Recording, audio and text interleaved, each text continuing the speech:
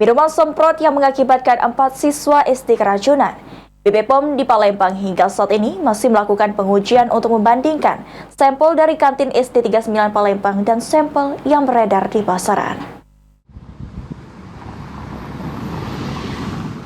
Hingga saat ini, Balai Besar Pengawasan Obat dan Makanan BPOM Palembang masih melakukan uji laboratorium untuk menguji kandungan pada minuman semprot yang diduga mengakibatkan 4 siswa SD Negeri 93 Palembang keracunan. PLT Kepala BPOM Palembang Teddy Wirawan mengatakan, dari sampel yang diamankan pihak sekolah, pihaknya masih melakukan uji laboratorium. Nantinya, hasil lab akan disandingkan dengan sampel minuman semprot yang beredar di pasaran. Selama ujian laboratorium, Teddy meminta penjual makanan untuk menahan terlebih dahulu minuman semprot kemasan botol hingga BPOM Palembang mengeluarkan hasil uji laboratorium.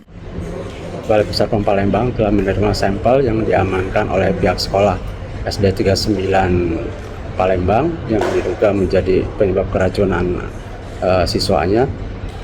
Saat ini sampel tersebut sedang diuji oleh Laboratorium Balai Besar POM Palembang untuk mengetahui apakah ada cemaran kimia dan juga cemaran mikrobiologi.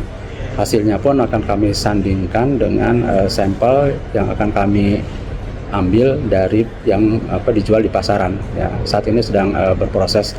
Kami harap hasilnya akan keluar dalam waktu yang tidak terlalu lama. Akibat kejadian tersebut, Teddy menghimbau kepada masyarakat khususnya orang tua untuk memperhatikan jajanan yang dikonsumsi anak-anak pada saat di sekolah. Eki Saputra, PAL TV.